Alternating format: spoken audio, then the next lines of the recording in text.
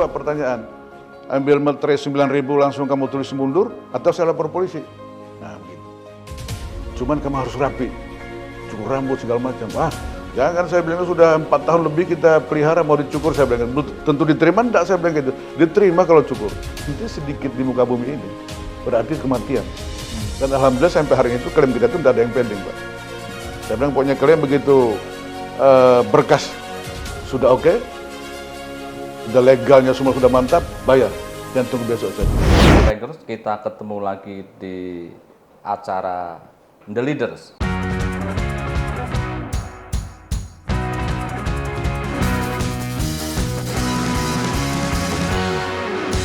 Bersama saya sudah hadir Pak Ramli Forest sebagai Presiden Direktur Asuransi Bumida. Selamat pagi dan gimana kabarnya Pak? Selamat pagi. Ya. Kebetulan kabarnya baik, Pak, karena untuk sehat. Ya, kita ingin dengar cerita bagaimana Pak Ramli memimpin perusahaan yang sudah 56 tahun. Ya tentu banyak kalau seperti orang usia sudah 56 itu beda dengan orang yang usia 30-an, Pak. 30-an. Ya kan 30-an kan fit ya, 40-an juga masih energik, tapi begitu masuk ke 50-an itu agak beda. Nah, bagaimana Bapak menjaga supaya perusahaan ini tetap fit, agile di market dan mampu berkompetisi? Ya. Pertama-tama terima kasih Pak Karnoto dan tim sudah hadir di acara ini, terutama yang diberi nama judul The Leaders. The Leaders. Ya. Perusahaan ini memang sudah berumur 56 tahun, tepat pada tanggal 8 Desember yang kemarin. Sekaligus peringatan itu kita melakukan rapat nasional, kemudian juga sekaligus hari kedua kita peringatan hari ulang tahun. Ya. Jadi kalau Pak Karnoto tadi ngomong bahwa umur 50 itu sebenarnya kalau manusia berbeda kondisinya dengan umur-umur 30-an atau 40-an ke bawah kan begitu. Tapi kalau saya melihat bahwa Bumida ini umurnya memang 56, cuman sumber daya manusianya itu rata-rata di bawah 50, Pak. Jadi umur perusahaan boleh banyak, tapi yang mengoperating perusahaan itu, terutama human capitalnya, itu harusnya milenial. Ya. Usianya 56, tapi darahnya muda, Pak. Darahnya itu darah 30-an, Pak. Ya. Nah, itu dia. Termasuk saya sekarang sudah masuk 60 ini, Pak. Ya. Cuman saya harus kembali darah 35-an kan begitu. Untuk ikut berkolaborasi dengan teman-teman yang ada di dalam. Bapak bukan 60, Pak. Bapak 30 plus 30 tahun pengalaman, Pak. Itu dia. Mungkin begitu, Pak. Ya, jadi saya melihat sumber daya manusia di Bumida ini 90% itu di bawah 50, Pak. Kurangnya gitu. Jadi gampang memang saya melihat kinerja itu di bawah 2020 jelek banget. Karena mungkin kondisi yang dialami oleh induknya lalu sedikit berpengaruh kepada anak perusahaan terutama Bumida. Begitu. Tapi kita melakukan perubahan-perubahan bahwa kita tidak bisa berharap dengan orang lain. Dulu memang kita berjaya dengan induk, dengan kebesaran Bumiputera. Tapi begitu Bumiputera sedikit mengalami persoalan likuiditas, Bumida harus bangkit sendiri tanpa tergantung orang tua lagi. Nah, saya masuk di 2019 itu lihat anak-anak ini muda semua. Ini harus dibuatkan program yang bagus. Harus digerakkan mereka begitu. Ya kan? Karena anak muda ini apa yang dia lihat tidak diikutin. Nah, jadi kita coba konsolidasi internal, baik yang di kantor pusat maupun yang di daerah. Itu. Ya, saya buatkan program. Program itu kalau saya lihat kembali ke basic. Anak-anak bagus-bagus. Semua sarjana, S2, S1 di Bumida ini, Pak. Kompetensinya luar biasa. Paternalistiknya terhadap pimpinan cukup bagus. Cuma tinggal digerakkan yang belum. Nah makanya saya lihat jumlah agen, karena hidup di industri asuransi terutama jiwa dan kerugian itu harus punya kekuatan turbin penggerak produksi. Ya. Nah di Bumida ini cabangnya ada sekitar hampir 60-an dengan syariah dan konven. Agennya Pak cuma 600. Ya. Nah ini pertama tidak ada kata lain, kita harus bangun turbin. Turbin produksi, mesin produksi. Nah, saya ajak semua kepala divisi, terutama kepala divisi pemasaran, kepala divisi supporting, kita buatlah program. Program itu saya namakan Gerakan Kebangkitan Total. Tahun berapa itu Pak? 2020 pertengahan. 2020-an bulan Juli kalau tidak salah waktu itu. Kita buatlah program namanya Kebangkitan Total. Ya, ya. Nah, kita harus bangkit nih. Karena kan selama 5 tahun tumbuh minus, Pak. Tumbuhnya minus terus, Pak. Ini ngeri nih saya bilang. 2 tahun lagi ini sudah bisa SOS ini perusahaan. Iya. Iya kan? Masuk ICU. Ya, bisa jadi, Pak. Nah, makanya saya ajak semua bicara karena mudah semua orang yang saya lihat. Orang muda ini kan dipicu dikit aja dia langsung lari kencang, Pak gitu. Akhirnya masuklah program kebangkitan total yang isi di dalamnya itu adalah gerakan rekrut nasional yang saya namakan GRAIN itu. Kemudian ada Gersada, Gerakan Sayang Bumida. Yang ketiga itu adalah GESIT, Gerakan Efisiensi Total. Nah, jadi kita harus efisien ini. Pertama rekrut agen. 2021 awal, agen sudah 1000 Pak, dari 600. Sudah 1000, 2022 agen itu sudah menjadi 1500, 2023 awal sudah hampir 2000-an Pak. Mungkin dengan syariah sudah 2000 lebih. Ya, sudah 2000 lebih Pak. Nah kemudian saya melihat di Indonesia ini belum semua daerah kita masuk. Akhirnya kita coba ekspansi. Ekspansi di wilayah-wilayah tertentu, terutama daerah-daerah surplus.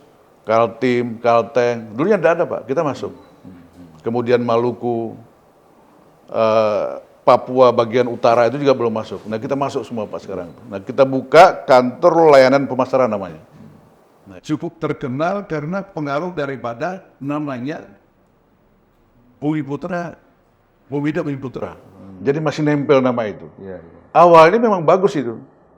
Tapi ketika Bumi Putra Induk ini bermasalah, ya kan gitu. Kita juga ikut menjadi nama itu menjadi black campaign namanya gitu, Pak. Makanya di awal 2020 itu kita rebranding. Dengan nama Bumida saja. Nama Bumida saja dan logonya kita rubah. Iya. Awalnya kan kita keluar, Pak. Itu menaruhkan, oh Bumi Putra. Sementara pemegang polis Bumida ini, hampir 100% juga pemegang polis Bumi Putra. Di mana saat itu, pemegang polis Bumi Putra, belum terbayarkan sebagian haknya kan begitu. Jadi kita ikut ditolak pada saat itu.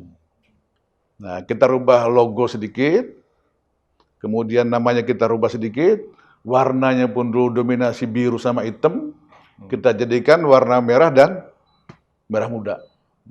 Nah itu jadi oke. Hasilnya langsung efektif Pak. Ketika upaya membangun trust lagi, merubah branding, nama dan logo, itu respon marketnya waktu itu gimana? Nah respon market kelihatan dari kinerja Pak. Nah jadi waktu itu 2020 ke 2021 kita sudah mulai tumbuh Pak, tumbuh positif. Dulu cabang-cabang itu 90% tumbuh minus, 2021 sudah 50% tumbuh positif. Iya. 2022 udah tumbuh 70% cabang itu tumbuh gitu. 2023 ini sampai November sudah tumbuh 90% sekian. Seluruh cabang sudah tumbuh gitu. Iya, iya. Nah ternyata secara simultan logo kita rubah, turbin kita tambah, jumlah agen kita tambah itu, kemudian seluruh pimpinan itu saya didik. Pendidikan tidak main, bahkan saya didik di Angkatan Darat Pak. Di Bandung, Kompi ke 003 Rider dan di Cimahi itu Pak. Itu saya kirim ke sana Pak. Itu calon kepala cabang saya kirim 2 minggu di sana. 40 orang jumlahnya. Pulang dari sana saya tempatkan semua di pos-pos yang kita buka itu. Gitu. Mulai disiplin, mulai jujur, ya kan gitu. Nah agennya bertambah secara bersama-sama itu terus membuat hasil yang pelan-pelan tumbuh gitu. Iya. Nah, 2022 saya kirim lagi ke Bandung 40 orang lagi. Ya kan? Pendidikan lagi. Saya tempatkan lagi di mana-mana daerah yang kita belum buka itu. Iya. Ya. Nah, 2023 itulah puncak daripada perubahan itu, ya, tumbuhnya sampai 27%, Pak. Jauh di atas industri gitu. Baik, sebelum masuk ke 2022 dan 2003, itu pada saat 2020 Pak, Bapak memimpin waktu itu sebagai PLT ya, Iya. itu kan setelah beberapa tahun sebelumnya itu mengalami pelemahan kinerja ya. Biasanya kalau perusahaan yang kinerjanya terpuruk, itu motivasi di organisasinya itu kurang punya motivasi ya. Iya. Bagaimana Bapak waktu itu meyakinkan kepada seluruh insan di Bumida bahwa Bapak ingin membawa perusahaan ini lebih baik ya, Iya. supaya mereka memberikan dukungan, apa yang Bapak lakukan? Ya. Nah, jadi setelah tadi program Gerbang Tol itu Pak Karnoto udah jalan dari 3 program itu, tapi saya sebut dulu bahwa ada namanya Gersada, Gerakan Sayang Bumida. Iya. Seluruh pegawai organik yang tadinya itu dilarang menutup, mereka harus fokus untuk supporting di belakang meja. Nah, karena semua anak muda, saya bilang tidak bisa. Untuk menambah income kalian juga kalian harus menutup asuransi gitu. Semua gerakan menutup, Pak. Ya kan. Untuk 2023 ini sampai November Pak kita dapat uang 16 miliar dari pegawai bukan dari agen tuh Pak. Iya. Nah itu. Nah jadi kalau pertanyaan tadi itu bagaimana menggerakkan dari tumbuh minus ke tumbuh positif, diapain anak-anak muda ini gitu? Ya kita konsolidasi ke dalam Pak. Kita sampaikan bahwa kita tidak punya kekuatan. 2 pilihan. Kita menuju kematian atau kita menuju kebangkitan. Iya kan gitu. Gimana mau bangkit? Nah sudah saya bilang kita tidak bisa bangkit tanpa organisasi pemasaran. Tanpa ekspansi ke daerah-daerah yang memang potensinya ada. Potensi nasional, Pak, 1 tahun itu 100 triliun. Iya. Potensi nasional itu. Saya ajak mereka, kita ngambil 1% aja. 1 triliun saya bilang gitu. Kita kejar. Pasti 3 tahun, 4 tahun nyampe itu. Iya. Iya kan gitu. Jadi di mindset mereka itu 1 triliun hari ini. Nah, mulai bagus, keuntungan perusahaan tadinya cuma 1 digit, hari ini sudah mulai 2 digit, 2 digit sudah kepala 3 bahkan, 1 digit 7 miliar, 8 miliar, naik menjadi 20 sekian, hari itu sudah sampai 40-an Pak. Iya. Nah, seiring itu karena ada uang, saya juga menaikkan remunerasi. Nah itu. Gaji saya naikkan, insentif saya naikkan Pak. Iya kan gitu. Nah jadi memang mereka ya udah mulai, ternyata kalau kita bekerja dengan baik, benar, efisien, kembalinya ke pegawai semua gitu Pak. Iya. Jadi senang saya karena mereka muda-muda semua. Iya. Pak, gitu. Nggak ada yang susah diatur. Dan kita juga harus berikan contoh seperti itu gitu. Ya kalau kita bilang gerakan efisien, ya direksi sendiri nggak boleh. Nggak efisien. Nggak efisien. Nggak boleh royal di direksi sendiri gitu. Saya pesawat itu Pak Karnoto, jatahnya bisnis Pak. Tapi saya belum pernah naik bisnis ya. Hotel itu saya Presiden Suite. Iya. Tapi saya naik tidur di standar Pak, sama-sama kapasitas kalau ke daerah itu gitu. Sama dengan mereka, bahkan kadang-kadang lebih bagus kamar kepala divisi dari kamar saya gitu Pak. Iya kan. Saking efisiennya itu. Artinya kita berikan contoh gitu. Iya. Ya, jadi saya yakin kalau kita di depannya lurus, yang di belakangnya ikut jalan yang lurus kan begitu. Iya. Jadi perubahan mesti dari atas. Dari atas Pak. Berubah, bawah ngikut. Pak. Pasti ikut. Makanya saya bilang, kalau kita jalan lurus, dia tidak mungkin belok. Belok bahaya gitu kan. Dan begitu belok dikit saya penjarakan Pak.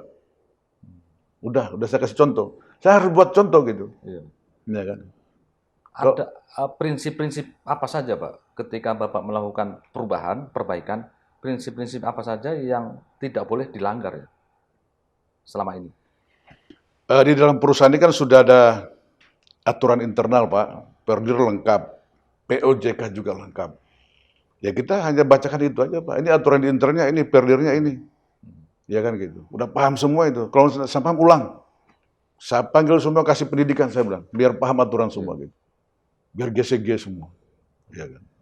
Dan memang kita harus buktikan yang baik, yang namanya reward dan punishment itu harus dijalankan Pak. Kita tidak boleh ngomong-ngomong, pokoknya reward, tidak bisa.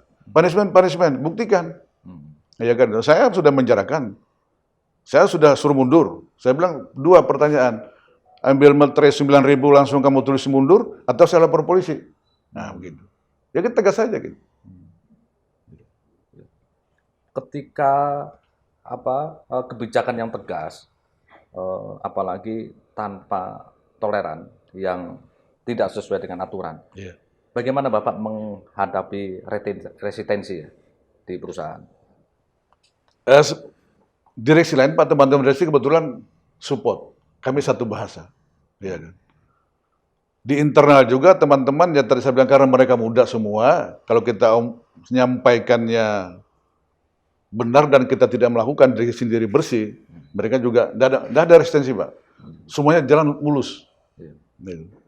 Yang ada ini kan punya muncul-muncul ria-ria kecil atau resisten di internal, kita sendiri pemain, tapi kita melarang bawahan, itu tidak bisa. Gitu. Iya kan? Bisa dilempari kita kalau begitu. Gitu. Harus lead by example ya. Nah, jadi memang kita ya harus, kata orang kamu itu pandai puasa gitu, Pak. Kita jangan terlalu punya angan-angan harus menjadi orang kaya tapi dengan cara-cara tidak benar, ya kan gitu. Harus punya mobil 3, 4 tapi dengan cara tidak benar. Nah, contoh di belakang itu pasti orang ngikut gitu. Iya. Nah, jadi simpelnya itu kita kalau jadi imam yang benar aja gitu, Pak Karnonto. Gitu. Iya. Dan alhamdulillah sampai hari ini anak-anak ini masih aman. Dan ternyata juga setelah baik, banyak tenaga kita diambil orang lain, Pak. Udah selama saya di situ berapa yang pindah itu tingkat kepala divisi itu. Yang bagus-bagus diambil, Pak, dicaplok. Iya kan? Saya juga kadang-kadang sakit hati, sudah kita didik, sudah bagus-bagus diambil. Yang ngambil juga saya lihat memang kondisi perusahaannya ya masih jauh di bawah kita gitu kan. Mungkin butuh SDM yang bagus gitu kan. Dan apa-apa kita relakan aja gitu. Artinya kita bangga bahwa orang kita itu dibutuhkan orang lain. Iya. Ada poin gitu. Dan ketika itu terjadi, Bapak tetap mendidik orang-orang yang di dalam supaya terus berkembang ya. Ya saya bilang kalau kita kurang kita rekrut, kita didik lagi. Gitu. Baik, kemudian Bapak kan punya karir yang cukup panjang dari life insurance ya di induknya, kemudian di Bumida, dan Bapak punya pengalaman di bidang marketing ya di industri asuransi ini. Ketika Bapak diangkat menjadi orang nomor 1 di Bumida, waktu itu kan tidak langsung jadi dirut ya, PLT dulu, Yeah. Pak. Baru kemudian 3 tahun kemudian definitif sebagai dirut. Menurut Bapak, apa sih arti sebuah jabatan, katakanlah sebagai CEO ya, orang nomor 1 di perusahaan, itu menurut Bapak itu sebagai apa, Pak? Ya, jadi kalau saya kembali dari sejarah dulu, Pak ya, artinya saya itu dari mana sebenarnya berasalnya, saya dari agen, Pak. Agen asuransi, waktu itu saya masih kuliah, semester 7 mau berakhir. Ya saya bilang mau kerja di mana setelah selesai gitu. Akhirnya melamar jadi agen. Ya. Agen Bumi Putra.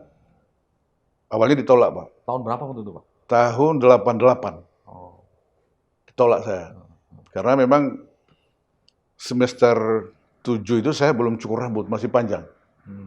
Jenggot masih saya pelihara, kumis masih ya ala-ala mahasiswa gitu kan, Pak. Iya. Celana juga masih, anak sekarang tuh bagus, robeknya di lutut.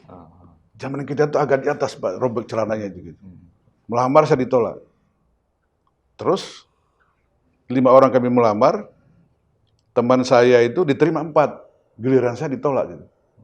Sampai di tempat kos, teman saya ngomong, rupanya yang menerima itu ngomong, itu temanmu tadi bagus. Bagus dia, cuman coba suruh cukur rambutnya, bersihin kumisnya, kasih rapi, bawa celana ini, jangan pakai jeans katanya gitu. Sampai di kos saya dibilangin, kamu sebenarnya diterima, cuman kamu harus rapi, cukur rambut segala macam. Jangan, saya bilang sudah 4 tahun lebih kita pelihara mau dicukur, saya bilang, tentu diterima enggak, saya bilang gitu. Diterima kalau cukur. Akhirnya malam saya cukur, besok pagi, ini baru benar bisa diterima ini. Masuklah pas saya jadi agen. Agen 9 bulan, dari teman-teman diterima itu saya dipromosi jadi supervisor, Pak. Supervisor, kemudian instruktur, pindah ke Banjarmasin, terus saya kepala cabang di Tarakan, dipindah ke sana, masih umur 20-an itu, Pak. Saya pulang kawin dulu, supaya jadi kacap harus ada istri gitu kan. Iya. Pulang kawin, bawa ke Tarakan, terus balik ke Samarinda, kepala cabang juga itu. Lalu dari Samarinda saya terbang ke Jayapura, kepala bagian pemasaran. 2000, itu 2004 ke Jayapura itu. 2006 awal saya pindah ke Siantar Medan, kepala wilayah di sana. Iya. Nah, dari Siantar saya pindah ke Manado, kepala wilayah Manado. Dari Manado saya pindah ke Jogja, kepala wilayah juga, 3 tahun di Jogja. Pindah ke Pekanbaru, kepala wilayah Riau dan Kepri.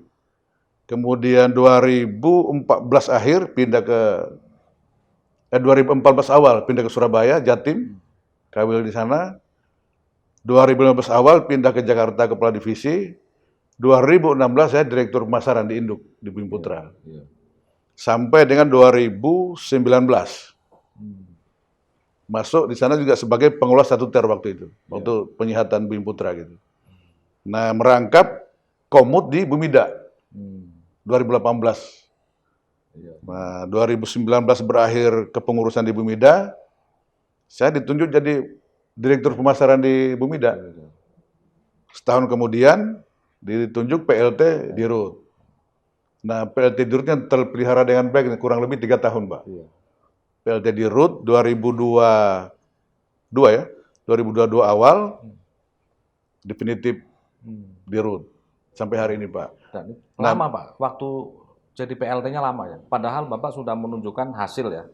Kinerja luar biasa, Pak. Iya. Iya. Nah, saya kurang paham, itu kan hak prerogatif pemegang saham. Saya sendiri waktu itu ya, saya tidak penting sebuah nama itu, saya bilang gitu. Yang penting bekerja untuk menghidupi keluarga, ya mau PLT, mau definitif, mau apa itu, enggak, bagi saya enggak. Gitu. Dan sampai hari ini Pak, saya luar biasa, saya masih merasa sebagai agen, Pak. Saya sekarang tuh masih menutup, masih merekomendasikan tutupan, masih rekrut agen, Pak. Gitu. Jadi jabatan itu kan hanya tambahan. Saya sering bilang dengan teman-teman, kita tuh semua sama, marketing. Cuman saya ditambahi sebagai dirut, Anda sebagai kepala divisi, Anda sebagai kepala cabang, tapi kita tetap marketing. Jadi memang tiada hari tanpa rekrut, tiada hari tanpa menjual. Itu, Pak. Itu istilah saya itu gitu. Iya. Nah, jadi soal jabatan itu, makanya saya bilang kalau juga diputus jabatan tidak ada masalah. Iya kan gitu. Tidak terlalu terhipnotis dengan jabatan, Pak. Iya kan. Jadi jabatan itu bukan sebuah title ya, tapi tanggung jawab Pak ya. Iya, walaupun semua orang tuh mengingatkan itu, Iya. titel itu kan gitu. Cuman bagi saya mungkin ya itu juga, cuman tidak terlalu terhipnotis dan sampai dengan mabuk, kalau sampai juga tidak ada gitu, tidak ada masalah gitu. Ya karena kita tahu bahwa kita itu ya udah, kalau memang tidak bisa di level BOD, kita jualan. Kalau enggak kita ikut hobi kita apa gitu kan. Kebetulan saya ini anak petani, jadi saya hobi bertani juga sampai hari ini gitu. Ya. Gitu Pak Karnoto. Ya. Iya, jadi jabatan PLT atau definitif sama saja, yang penting Bapak berhasil mendeliver hasil ya. Iya. Jadi kan sebenarnya ada bedanya itu, mau PLT mau definitif. Kalau kita tetap bekerja, iya kan. Kan hasil bukan karena jabatannya itu, tapi karena kita mau bergerak enggak. Itu aja gitu. Tanpa nama embel-embel pun ya kalau kita mau bekerja jadi aja gitu. Iya. Nah, tadi ada perjalanan karir ya dari agent. Waktu sebelum masuk jadi agent, Pak, apakah Bapak bercita-cita gitu untuk jadi agent atau sebelumnya punya cita-cita apa tuh? Saya enggak pernah cita-cita jadi agen asuransi, Pak. Tidak ada cita-cita, dan saya tidak tahu asuransi itu apa dulu. Karena saya kuliah itu di IKIP. Guru, Keluarga saya itu ingin menjadikan saya guru. Kebetulan di kalangan kami itu keluarga banyak jadi guru, Pak. Iya. Banyak jadi guru gitu. Jadi begitu selesai, IKIP mana, Pak? IKIP PGRI Samarinda. Oh. Ya. Jadi guru keluarga menyuruh saya kuliah di IKIP supaya pulang jadi guru. Iya. Kebetulan daerah saya itu asalnya saya asli orang Buton, cuman besar dan hidupnya itu di Kalimantan Timur. Sekarang Kalimantan Utara, daerah Nunukan, Kabupaten Bulungan sana gitu. Iya. Jadi keluarga kamu kuliah, pulang jadi guru katanya gitu kan. Begitu saya jadi agen asuransi, Pak, disuruh pulang jadi guru, sudah tidak mau saya. Sudah terhipnotis dengan penghasilan jualan asuransi gitu. Ya. Bahkan yang keluarga, kebetulan ipar saya itu dia orang Jawa, jadi kepala dinas pendidikan di sana gitu. Saya tuh merekomendasikan teman-temannya pulang jadi guru ke sana, saya bilang. Tuh banyak yang jadi guru sekarang. Nah, saya sendiri tidak mau pulang jadi guru gitu, Pak. Jadi kata keluarga itu kok, kamu disuruh jadi guru, malah muter-muter jualan asuransi gitu kan. Tapi dulu, keluarga itu kayaknya menganggap kerja di asuransi tidak begitu bagus mungkin gitu. Karena keliling-keliling nawarkan asuransi kemana-mana gitu kan. Tapi begitu mereka minta uang, saya kasih, akhirnya juga mereka ternyata kerja di asuransi ini banyak uangnya gitu kan. Artinya bisa menghidupi keluarga. Termasuk mertua saya, Pak. Mertua saya itu tidak tahu jabatan. Sampai terakhir sebelum dia meninggal itu dikirain saya itu agen. Dan saya ngomong, apa kerjaan kamu itu? Saya bilang agen, jual asuransi, saya bilang gitu. Iya kan. Tidak tahu dia kalau jabatan saya itu sudah direksi, plat divisi, tidak ngerti mereka. Dan saya tidak pernah cerita dengan keluarga itu. Pokoknya jual asuransi, itu aja, Pak. Iya kan. Jadi Bapak itu membangun karir sebagai agent dan sampai sekarang meskipun jadi dirut, Ya. itu tetap bangga dengan pekerjaan. Bangga dengan agen, Pak. Saya kemana-mana agen. Di pesawat pun saya nawarkan asuransi, Pak. Iya. Iya, saya sering di pesawat itu tukar tempat duduk. Mana ini orang-orang yang bisa saya prospek di atas pesawat, Pak. Dan saya pernah menutup asuransi di atas pesawat, Pak. Itu anggota DPR di Jogja itu. Setelah jadi dirut, Pak? Masih kepala divisi waktu itu. Kepala divisi. Iya. Nutup cerita gini, oke bayar 50 juta, bayar Pak, sampai di Klaten. Bayangkan itu. Jadi makanya saya bilang, tiada hari tanpa menawarkan. Kalau mau sukses di industri asuransi itu. Iya. Jadi memang sampai hari ini masih merasa kayak agen aja gitu Pak. Iya kan. Bergaulnya pun sama teman-teman ya biasa aja gitu. Iya kan. Itu, jadi saya bahagia Pak Karnoto dengan status agen menjual asuransi. Iya. Bapak bagaimana menularkan kecintaan sama keberhasilan sebagai marketer ya di asuransi kepada para insan di Bumida atau industri asuransi lah, supaya mereka juga senang ya atau aktif gitu melakukan pemasaran sebagai salah satu kunci ya keberhasilan di industri ini. Kita memang harus melebur Pak, dan memang kunci utamanya itu kita harus merasa bahwa kita ini agen, melebur Pak. Jadi kebersamaan kita dengan agen itu luar biasa Pak. Jadi kalau saya datang, teman-teman kepala divisi tahu itu. Ya kita agen tuh kalau saya datang Pak, itu saya peluk, saya belai, ya kan gitu. Nggak bisa jaga jarak kita Pak. Saya tanya mau makan apa, makan yang sebanyak-banyaknya, mau minum, beli yang sebanyak-banyaknya, saya bilang gitu. Perusahaan tidak akan bangkrut kalau hanya sekedar kita makan. Ya kan? Jadi tidak jarang itu Pak, kalau saya datang di Bumida agen itu paling satu cabang itu 20 sampai 30. Yang ikut pertemuan sampai 60-an Pak. Tahu Bapak yang hadir dari mana? Dari mantan agen saya yang di Bumi Putra Pak. Karena dengar saya datang juga mereka Pak. Gitu. Saking cintanya dengan kita gitu loh Pak. Pensiunan pun datang Pak, kumpul sama kita. Gitu. Ya, kan? Pensiunan Bumi Putra itu teman-teman orang saya. Jadi ya karena memang saya tidak pernah jaga jarak Pak dengan mereka itu. Sampai hari ini. Kemarin saya ke Manado, undangan itu cuma 30, yang datang ada 60-an Pak. Ternyata yang sebagian itu pensiunan, agen-agen Bumi Putra yang dulu pernah sama saya di Manado gitu. Artinya mungkin mereka ada yang terkenang sama kita, bangga, bahagia gitu kan Pak. Nah, itu. Kadang-kadang ada yang meneteskan air mata, karena kebersamaan kita di Bumi Putra dulu cukup bagus, hari ini harus kondisinya seperti itu. Saya bilang sabar, begitu kita turun di jalan terjal, pasti di atas ada jalan yang lurus lagi, saya bilang. Sabar dulu, saya bilang gitu. Mungkin ujian buat kita semua, saya bilang. Dan semakin sering menghadapi tempaan dan ujian tadi, itu nanti dia lebih punya daya tahan, Pak. Kita ini sudah melewati beberapa krisis, Pak Karnoto. Pertama krisis 98. Itu memang kita bukan lagi di ujung tanduk, sudah lepas dari tanduk zaman itu kita, Pak. Tapi begitu kita bergerak, tetap lagi masih jalan. 2008, itu juga krisis global itu, tapi tidak terlalu terasa lah. Yang kemarin COVID, Pak. Justru kita mulai bangkit, mulai konsolidasi. Bumida ini tumbuhnya pada saat COVID, Pak. Mulai tumbuhnya 2020-2019 itu. Karena benar-benar kita keras konsolidasi di situ. Keras kita harus, jadi gerbang itu betul-betul kita harus jalankan, saya bilang. Itu patron kita harus ke sana, saya bilang. Tidak bisa kita main-main. tumbuhnya itu mulai 2019, Pak. 2019, 2008, 2020, 2021. Ya kan. Orang mengurung diri tidak berangkat kemana-mana, Pak. Saya dengan beberapa kali visit tetap ke daerah, Pak. Pernah saya terbang ke daerah itu, Pak.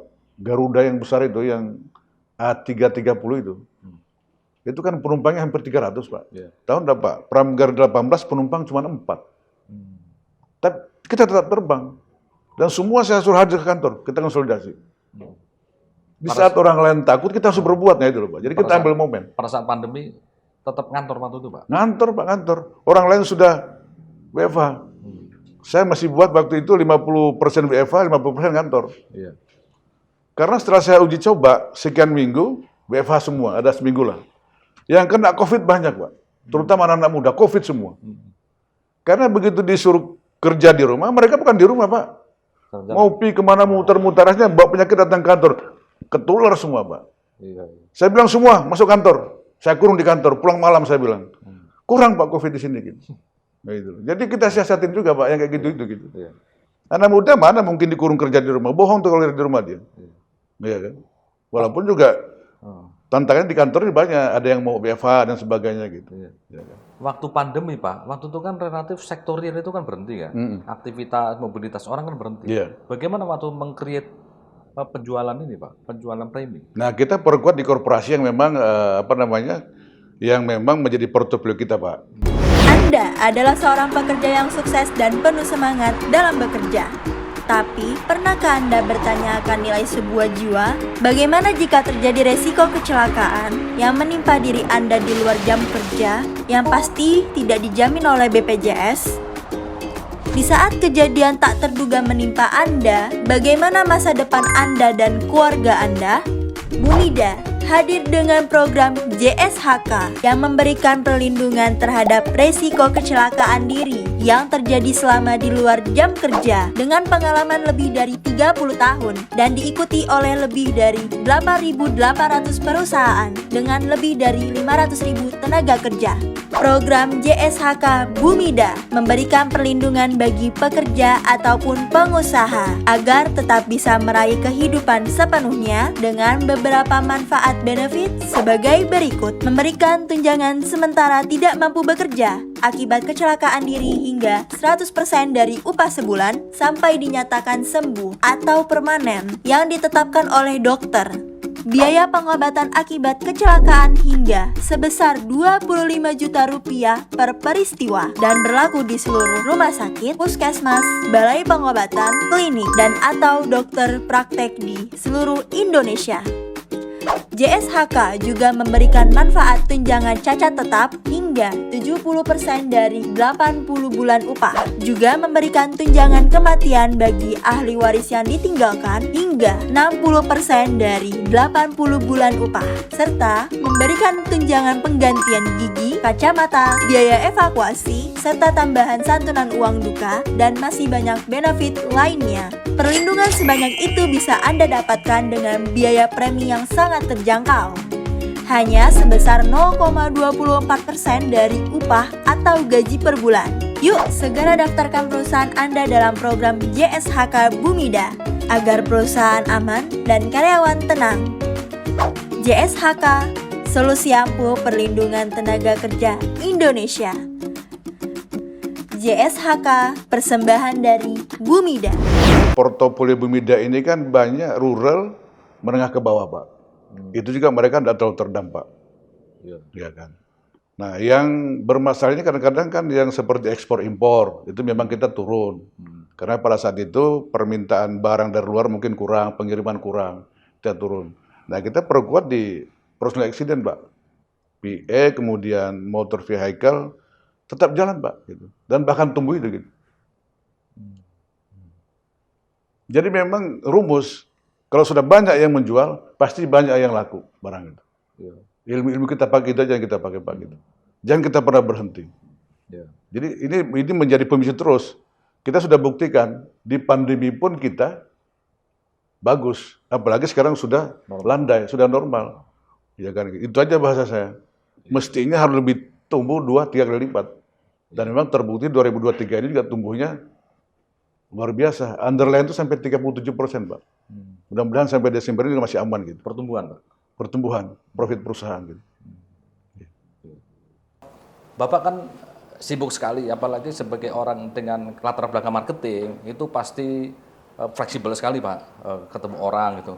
Kalau boleh tahu, bagaimana Bapak meluangkan waktu, Pak, untuk mengisi waktu longgar atau hobi gitu? Hobinya apa, Pak? Orang lain kalau ditanyakan hobinya golop Pak ya, golop segala olahraga-olahraga gitu.